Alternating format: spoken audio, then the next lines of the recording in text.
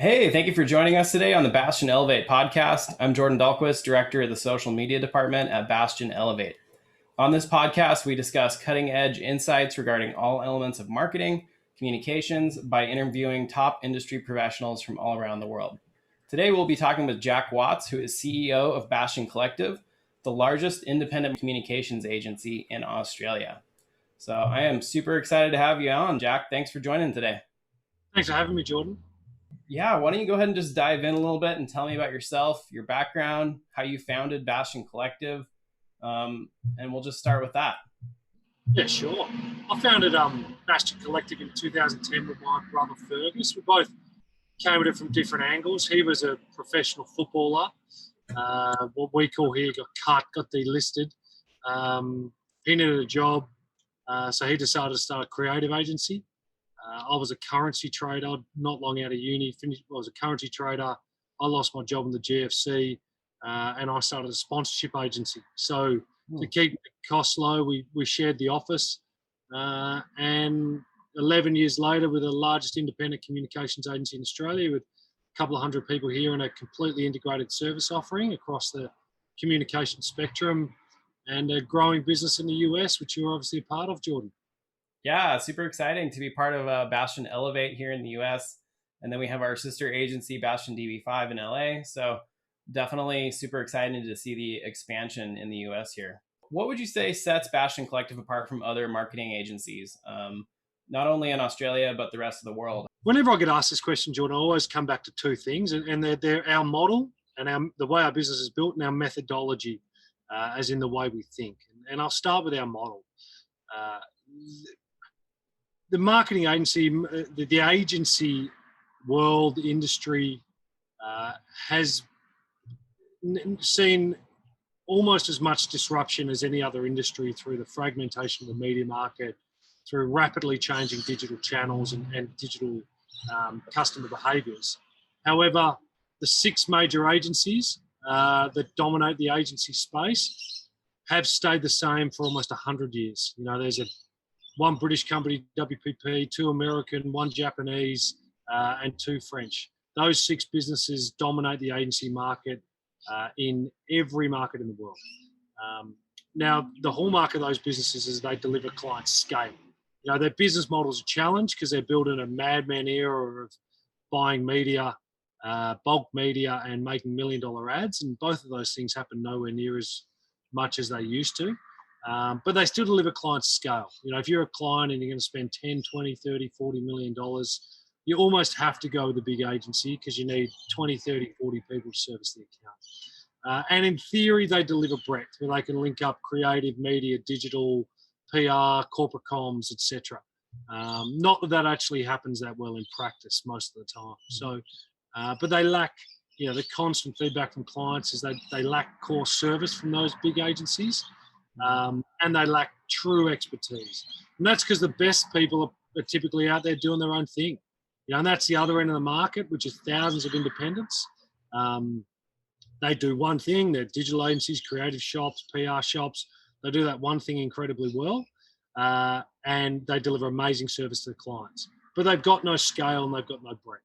So wherever the client goes, they make a compromise. They go big, they sacrifice service. They go small, they sacrifice scale.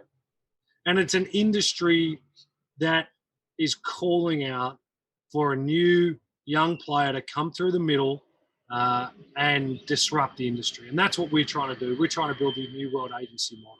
So our model is really simple. We take, you know, in every market we operate, sort of 10 of those mid-size agencies that all do different but complementary things and bring them together to work as one big one to deliver the scale and the integrated service offering to clients with the service and true expertise of a small agency. So that's our model. The next thing we talk about is our methodology, which is, you know, I talked about earlier, you know, fragmentation of the media market, proliferation of digital channels. We talk about networks. You know, the world has never been more connected, never been more networked. There used to be 6 degrees of separation. It's now 1 or 2. If you want to reach anyone in the world, you can. You know where they are. For customers, you know where they are, who they are, what they like. We understand customer data more than we ever have before. and your toaster now talks to your fridge. So the world's never been more connected. So to master modern day marketing, we need to be delivering the right message to the right person in the right place at the right time. We need to minimize that old media term that I've always hated and everyone's always hated, wastage. Wastage should be no more because we mastered networks. However, although we live in a digital age and our bodies go to sleep every night in a digital age, our minds are ancient. Our brains have not changed for thousands of years, apart from very small things around attention span. So while our bodies go to sleep in a digital age every night, our brains stay up all night telling ourselves stories. And that is the way the human mind operates. It's through narratives. So we've got networks and we've got narratives. And so the brands that win are the ones that can tell better stories, tell emotive decision makings, tap into memories, smells, nostalgia, colors, sights, places. It's those brands that tell the narratives that win. And brands sort of organizations typically fit in two areas. Either they're network masters, they deliver the right message at the right time, at the right place, their search and social functions are really good, or they tell beautiful stories. And that's sort of often through traditional or digital channels. Our methodology is to master both left brain and right brain considerations by bringing together complementary experts. And we talk about thinking wide. That's our methodology, because the marketing industry used to be about verticals. You know, we're a creative business, we're a PR business, and that was okay when the world was split up like that. You could categorize the customer in verticals. Right. Now the customer chooses where they engage with the brand. So our job is to think horizontally, to think wide, to take in all those considerations, all those mediums, and tell great stories to the right customer at the right place at the right time. That's amazing. And I feel like the Bastion Collective has been totally set up to perfectly adapt to this and look at that wide perspective of how can we have an omni-channel approach to marketing for the brands that we work with. And I've definitely witnessed that every day here in the US. And I know that in Australia, you guys are doing some really amazing work with some awesome brands. So what do you think on the brand side? What should they be looking for in 2021? How can they adapt and change with the times? How do they find the right agency to work with that has this perspective?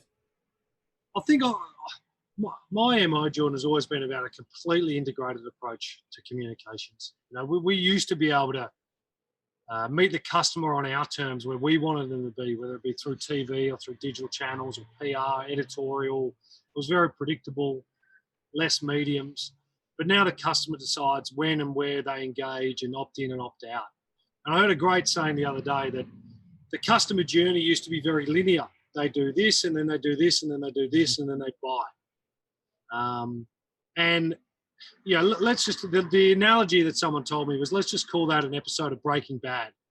Where you come in to season 3, episode 2 of Breaking Bad, nothing makes sense to you because you didn't go through the journey of the whole season. Whereas, particularly through COVID, the modern day consumer journey is more like an episode of Friends. If you come into season 17, episode 10 at 11 and a half minutes, everything makes sense to you. You pick it up like that, and you have a great experience watching the next 15 minutes of that show.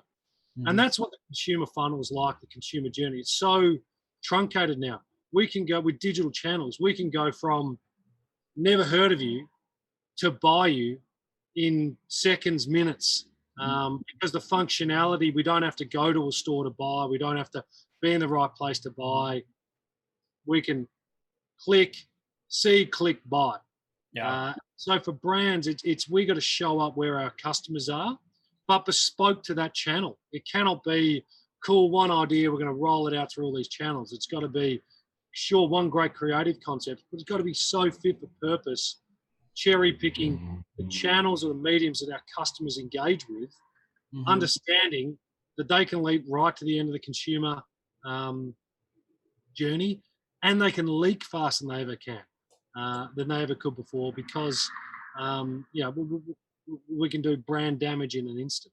Do you feel like major brands that you're working with right now are getting this? Do you feel like they understand this concept that Bastion Collective is kind of bringing to the scene, or do you feel like you're having to really sell brands on this and explain it to them?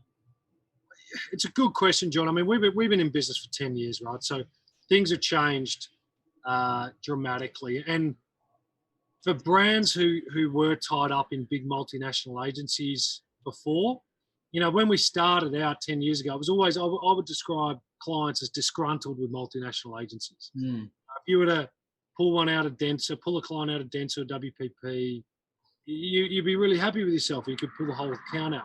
Yeah. They were hard to get because they were so woven in. The CEO had a relationship with the CEO, so even if the marketing director did try and pull the account out, the CEO would get a call and it'd go straight back in. 5 years ago, I'd call them from disgruntled to pissed off. And now, particularly off the back of COVID, as multinational agencies have restructured, delivered mass redundancies, merged so many businesses, I'd call clients gone from pissed off to looking to the exit if they haven't already taken it. So, because they don't want to sacrifice, nor should they. Clients shouldn't have to make a sacrifice between service or scale. They should get it in the one place. And that's the core issue we're trying to fix. So for mine, it's not about what the clients are providing and what they're looking for.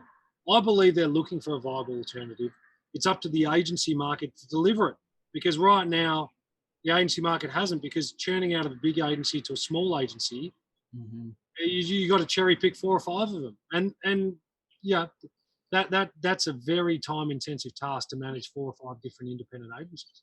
Yeah, absolutely. Over the past decade of myself being in digital marketing, I've noticed that, major brands are taking digital marketing more seriously than ever. And, obviously they're hiring agencies. But one thing I've really noticed is a lot of big brands are taking their work in-house. Do you feel like that's a good strategy for brands? Do you feel like marketing agencies like Bastion Collective can bring unique perspectives, maybe that they wouldn't get from their in-house team? What's your take on that? Yeah, it's an age-old issue, Jordan. It's been happening since Adam was a boy. The cycle of in-house, For sure. outsource, in-house, outsource. Any client that asks me that question, my answer is always the same. If it is core business to you, if it is truly part of how you go to market, insource it. And make it a core part of your team that you can control. Where you start to get into areas like performance marketing and SEO, SEM.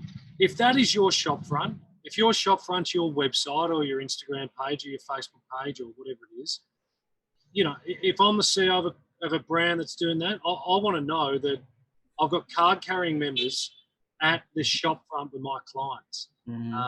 Everything else, where you're looking for a seasonality of skill set, something you don't need all the time, like strategy, creative, or a specialty skill set where it helps to be have a varied amount of clients and interests, and you can attract the best staff by providing them a range of things to work on: PR, social, digital transformation.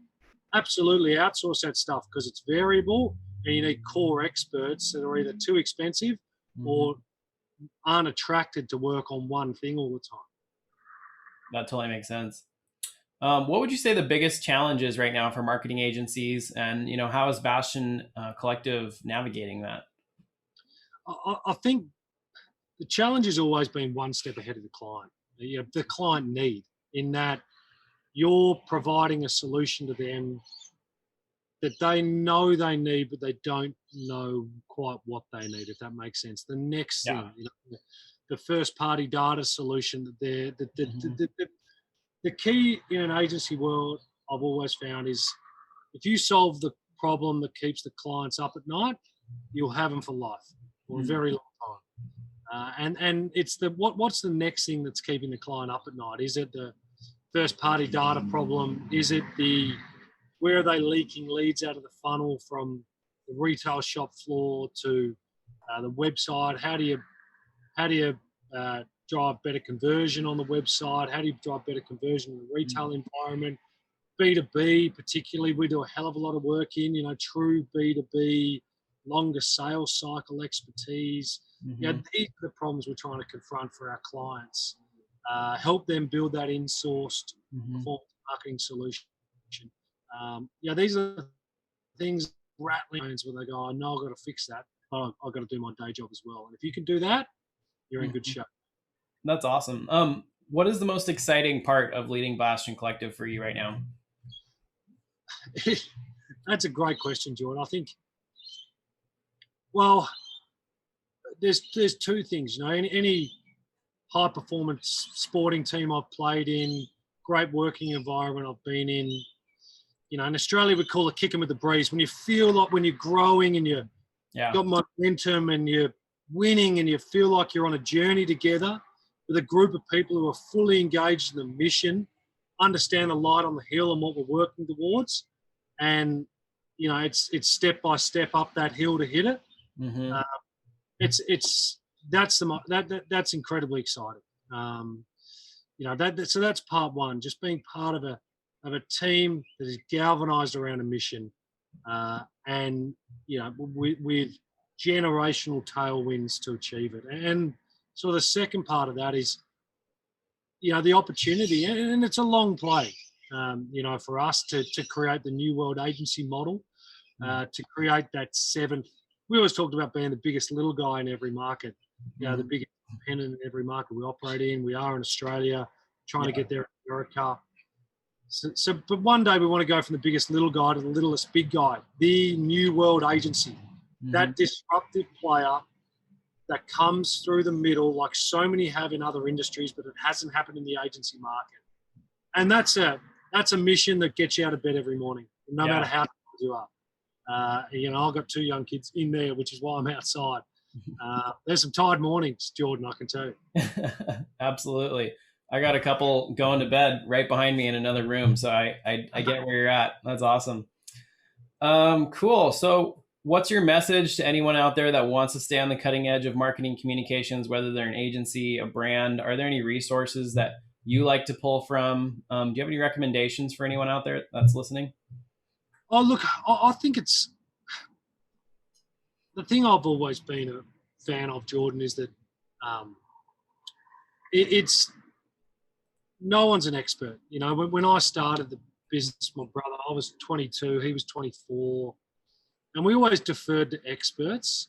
Like people who've been in the industry for 20 years. They know what they're doing, so we should listen to them, all that sort of stuff.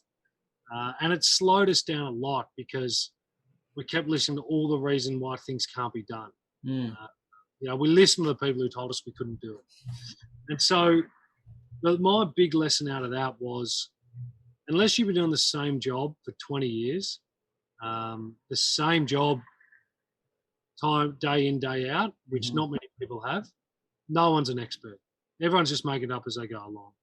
So the new iterations of marketing communications, the new channels, the new strategies, the old strategies that everyone's forgotten about. It's nothing you can't learn, It's nothing you can't upskill yourself on. And there's so many good resources out there.